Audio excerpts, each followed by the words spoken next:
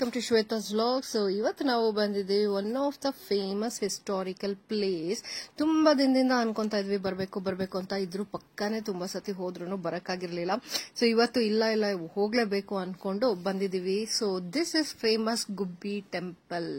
So ನಮ್ಮ ತುಮಕೂರು ಹತ್ರ ಇರುವಂತಹ ಗುಬ್ಬಿಯಲ್ಲಿ ಈ ಟೆಂಪಲ್ ಇದೆ. ಸೊ ಇದಕ್ಕೆ ಗೋಸಾಲ ಚೆನ್ನ ಬಸವೇಶ್ವರ ಟೆಂಪಲ್ ಅಂತಾನೂ ಅಂತಾರೆ. ಸೊ ತುಂಬಾ ದೊಡ್ಡ ಟೆಂಪಲ್ ಇದು. ತುಂಬಾ ವರ್ಷದಿಂದ ಆಕ್ಚುಲಿ ರಿನೋವೇಷನ್ ಅಲ್ಲಿ ಇದೆ. ನಾನು ತುಂಬಾ ಮದುವೆ ಆದಾಗಿಂದ ನೋಡ್ತಾ ಇದ್ದೀನಿ. ಸೊ ಇದು ಸ್ವಲ್ಪ ಹಂಗೆ ಹಿಂಗೆ ಆಗ್ತಾನೇ ಇದೆ. But it is a very famous temple. ನಾನು ಚಿಕ್ಕದ್ರಿಂದ ಇದ್ರ ಹೆಸರು ಕೇಳಿದ್ದೀನಿ. ಬಟ್ ಬರಕ್ಕೆ ಯಾವತ್ತೂ ಆಗಿರ್ಲಿಲ್ಲ. ಅದು ಹೇಳ್ತಾರಲ್ಲ, ದೇವರು ಬಂದ ಯಾವಾಗ ಕೂಡ್ ಬರುತ್ತೆ ಅವಾಗ ಕರೀತಾನೆ ಅಂತ, ಹಂಗೆ ಇದು. ಸೊ ಹಿಸ್ಟಾರಿಕಲ್ ಪ್ಲೇಸ್ ಆಗಿರೋದ್ರಿಂದ ಇದು ತುಂಬಾನೇ ಯಾವಾಗ್ಲೂ ರಶ್ ಆಗಿ ಇರುತ್ತೆ. And this is almost 70 kilometres from Bangalore and Tumakuru ಹತ್ರ. ಅಂಡ್ ಇಲ್ಲಿ ಮೇನ್ ರೋಡಲ್ಲೇನೆ ನಿಮಗೆ ಆಕ್ಚುಲಿ ಗುಬ್ಬಿ ಮೇನ್ ರೋಡಲ್ಲಿನೇ ಇದು ಕಾಣಿಸುತ್ತೆ. ಅಂಡ್ ಇದ್ರದ್ದು ಸ್ವಲ್ಪ ಹಂಗೆ ಹಿಸ್ಟ್ರಿ ನೋಡ್ತಾ ಹೋದ್ರೆ, ಗುಬ್ಬಿ ಏನಿದೆ ಇದು 16th ಸೆಂಚುರಿಯಲ್ಲಿ ಆಕ್ಚುಲಿ ನೊಣಬ ಒಂದು ಚೀಫ್ ಏನಿದ್ರು ಹೊಸಹಳ್ಳಿಯವರು, ಅವರು ಇದನ್ನ ಆಕ್ಚುಲ್ ಆಗಿ ಎಸ್ಟಾಬ್ಲಿಷ್ ಮಾಡಿದ್ದು. ಸೊ ಈ ಗೋಪುರ ಏನಿದೆ 210 ಮೀಟರ್ಸ್ ಹೈಟ್ ಅಲ್ಲಿ ಇದೆ. ಸೊ ಅದರಿಂದ ಈ ಗೋಪುರದಿಂದ ಇದು one of the actually highest ಗೋಪುರಾಸ್ ಏನಿದೆ ಅದು ಲಿಸ್ಟ್ ಅಲ್ಲಿ ಬರುತ್ತೆ. ಇದು ಲ್ಯಾಂಡ್ ಮಾರ್ಕ್, ಅದು ಒಂಥರ ಹೇಳ್ತಾರಲ್ಲ ಫೇಮಸ್ ಏನಕ್ಕೆ ಅಂತ. ಸೊ ಇದು ಒಂದು ಗೋಪುರದಿಂದನೂ ಇದಕ್ಕೆ ಒಂದು ಕಳೆ ಇದೆ. ಸೊ ಏನಪ್ಪಾ ಇದ್ರದ್ದು ಸ್ಟೋರಿ, ಗುಬ್ಬಿ ಅಂತ ಯಾಕಂತಾರೆ ಅಂತ ನಾನು ತುಂಬಾ ಸತಿ ಅನ್ಕೊಂಡೆ. ಗುಬ್ಬಿ ಅಂದ್ರೆ ಗುಬಚ್ಚಿ ಅಲ್ವಾ ಅಂತ ಹೇಳ್ಬಿಟ್ಟು.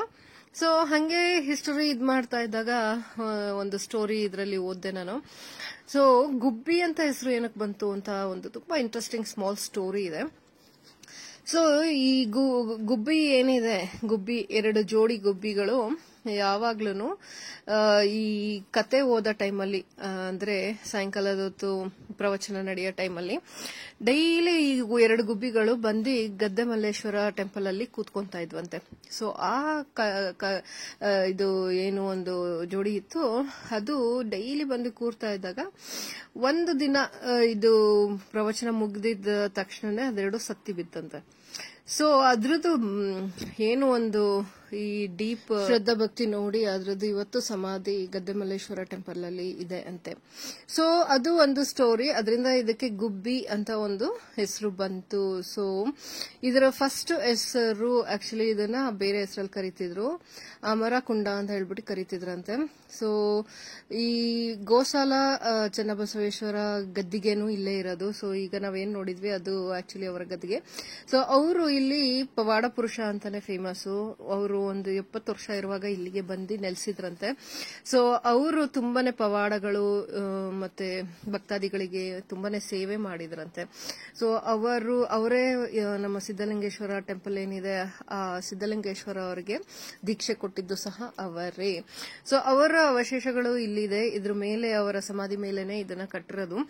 ಸೊ ಹಂಗಾಗಿ ಇದಕ್ಕೆ ಆಕ್ಚುಲ್ ಆಗಿ ಗೋಸಾಲ ಚೆನ್ನಬಸವೇಶ್ವರ ಗದ್ದಿಗೆ ಅಂತಾನು ಹೇಳ್ತಾರೆ.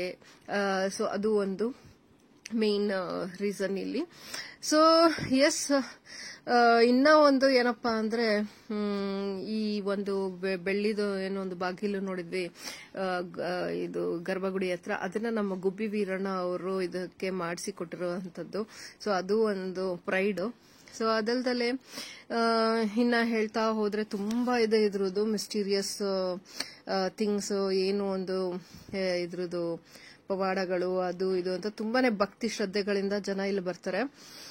ಸೊ ಇಲ್ಲಿ ಆಕ್ಚುಲಿ ನಮ್ಮ ಶ್ರೀಶೈಲದ ಏನು ಮಲ್ಲಿಕಾರ್ಜುನ ಇದಾರೆ, ಅವರು ಇಲ್ಲಿ ನೆಲೆಸಿದ್ದಾರೆ ಅಂತ ಒಂದು ಪ್ರತೀತಿ ಇದೆ. ಸೊ ಅದರಿಂದ ಇಲ್ಲಿ ತುಂಬಾನೇ ಇದೆಲ್ಲ ಆಗ್ತಾ ಇರುತ್ತೆ, ಪವರ್ಫುಲ್ ಥಿಂಗ್ಸ್ ಎಲ್ಲ ಆಗ್ತಾ ಇರುತ್ತೆ ಅಂತಾನೂ ಇದೆ. ಸೊ ಇಲ್ಲಿ ಯಾವಾಗ್ಲೂ ಶಿವರಾತ್ರಿ ಆದ್ಮೇಲೆ ಒಂದು ತಿಂಗಳು ಒಂದು ವಾರ ಹಿಂಗೆ ಇದು ದೇವಸ್ಥಾನದಲ್ಲಿ ಹಬ್ಬನೂ ನಡೆಯುತ್ತೆ. ಸೊ ಜಾತ್ರೆ ನಡೆಯುತ್ತೆ. ಸೊ ಇಲ್ಲಿ ಆಕ್ಚುಲ್ ಆಗಿ ಅವರ ಒಂದು ಏನು ಪಾದುಕೆ ಇದೆ ಅದನ್ನ ಸ್ಕಿನ್ ಅಲ್ಲಿ ಮಾಡಿಟ್ಟಿದಾರಂತೆ. ಸೊ ಸ್ಕಿನ್ ಅಲ್ಲಿ ಮಾಡಿಟ್ಟಿರೋದ್ರಿಂದ ದಿನ ಬೆಳಗ್ಗೆ ಎದ್ದಿ ಬಂದು ಇಲ್ಲಿ ಓಪನ್ ಮಾಡಿದ್ರೆ ಅವರು ಒಂದು ಕಾಲಿನ ಇಂಪ್ರೆಷನ್ ಈ ಪಾದಕೆಗಳ ಮೇಲೆ ಬಿದ್ದಿರುತ್ತೆ. ಅಂದ್ರೆ ಅವರು ಇಲ್ಲಿಂದ ಪರ್ಯಟನೆ ಮಾಡ್ತಾ ಇರ್ತಾರೆ. ಮತ್ತೆ ಅವ್ರ ಗರ್ಭಗುಡಿಲಿ ಬೆಳಗ್ಗೆನೆ ಬಂದ್ಬಿಟ್ಟು ಓಪನ್ ಮಾಡಕ್ಕೆ ಟ್ರೈ ಮಾಡಿದ್ರೆ ಓಪನ್ ಆಗಲ್ಲ ಅಂತೆ. ಸೊ ಅವರು ಇಲ್ಲೆಲ್ಲ ಓಡಾಡ್ತಾ ಇರ್ತಾರೆ. ಈ ತರ ತುಂಬಾ ಏನೇನೋ ಜನಗಳು ನಂಬಿಕೆಗಳಿಂದ ಇದನ್ನ ತುಂಬಾ ಪವರ್ಫುಲ್ ಜಾಗ ಅಂತಾನೆ ಅನ್ಕೊಂಡು ಬರ್ತಾರೆ. ಸೊ ಅವ್ರು ಅನ್ಕೊಂಡಿದ್ದನ್ನೆಲ್ಲ ಆಗ್ತಾನೂ ಬರುತ್ತೆ ಇಲ್ಲಿ. ಸೊ ಈಗ ನೋಡಿ ಜಾತ್ರೆ ಶುರು ಆಗಿದೆ, ನೋಡೋಣ ಬನ್ನಿ ಹೇಗ್ ಮಾಡ್ತಾರೆ ಅಂತ. Pujas and Addapallaki Utsav also happening, as you can see. So let's see what's happening.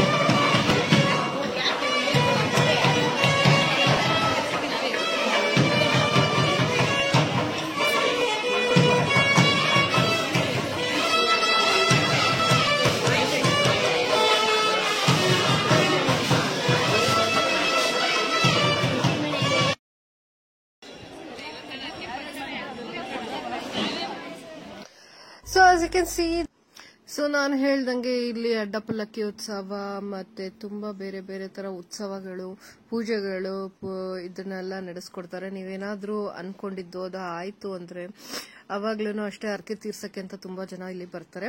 So 101 ಲಿಂಗಗಳನ್ನು ಪ್ರತಿಷ್ಠಾಪನೆ ಮಾಡಿದ್ದಾರೆ ಇಲ್ಲಿ.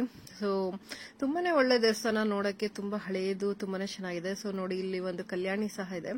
ಸೊ ಈ ಕಲ್ಯಾಣಿ ತುಂಬಾ ವರ್ಷದಿಂದ ಇದೆ ಅಂತೆ. ನಮ್ಮ ಮನೆಯವರೆಲ್ಲ ಚಿಕ್ಕವರಿದ್ದಾಗಿಂದಾನು ಇಲ್ಲಿ ಬರ್ತಾ ಇದ್ರು. ಅವಾಗ ಇದು ಓಪನ್ ಇರ್ತಿತ್ತು. ಸೊ ಈಗ ಲಾಕ್ ಮಾಡ್ಬಿಟ್ಟಿದ್ದಾರೆ. ಅಂದ್ರೆ ಸ್ವಲ್ಪ ರಿನೋವೇಷನ್ ಆಗ್ತಾ ಇದೆ, ರೀಕನ್ಸ್ಟ್ರಕ್ಟ್ ಮಾಡ್ತಾ ಇದಾರೆ ಅಂತ ಅನ್ನಿಸ್ತಾ ಇದೆ. ಸೊ ನೋಡಿ ಫುಲ್ ಗೇಟ್ ಎಲ್ಲ ಮುಚ್ಚಿದ್ದಾರೆ. ಸೊ ಇದ್ರ ಸ್ಥಿತಿ ನೋಡಿದ್ರೇನೆ ಗೊತ್ತಾಗ್ತಾ ಇದೆ ಏನಕ್ಕೆ ಮುಚ್ಚಿದ್ದಾರೆ ಅಂತ. ಸೊ ಮೆಟ್ಲೆಲ್ಲ ತುಂಬಾ ಜಾರ್ತಾ ಇದೆ. ಸ್ವಲ್ಪ ಜಾರ್ತಾ ಇದ್ರು ನಾನು ಅದನ್ನ ನೋಡ್ಲೇಬೇಕು, ನಿಮ್ಗೂ ತೋರಿಸ್ಬೇಕು ಅಂತ ಹೇಳ್ಬಿಟ್ಟು ಹಿಳ್ದಿ ತೆಗಿತಾ ಇದೀನಿ. ಸೊ ನೋಡಿ ತುಂಬಾನೇ ಚೆನ್ನಾಗಿದೆ. ಸೊ ಇದು ಕಂಬಗಳು ನೋಡಿ ಎಷ್ಟು ಚೆನ್ನಾಗಿದೆ. ಸೊ ತುಂಬಾ ಒಂಥರ ಒಳ್ಳೆ ಪ್ಲೇಸ್ ಇದು. ಇದು ಓಪನ್ ಇದ್ದಿದ್ರೆ ಇನ್ನ ಚೆನ್ನಾಗಿರ್ತಿತ್ತು. ಸೊ ಇಲ್ಲಿ ಓಡಾಡ್ಲಿಕ್ಕೆಲ್ಲ ಒಂದು ಚೆನ್ನಾಗ್ ಅನ್ಸುತ್ತೆ ಕಲ್ಯಾಣಿ ಸುತ್ತಮುತ್ತ. ಬಟ್ ಅದನ್ನ ರಿನೋವೇಟ್ ಮಾಡ್ತಿದ್ದಾರೆ ಅನ್ಸುತ್ತೆ, ಹಾಗಾಗಿ ಎಲ್ಲ ಮುಚ್ಚಿದ್ದಾರೆ. ಬಟ್ ಎನಿವೇಸ್ ನೋಡಿದ್ದಂತೂ ಖುಷಿ ಆಯ್ತು.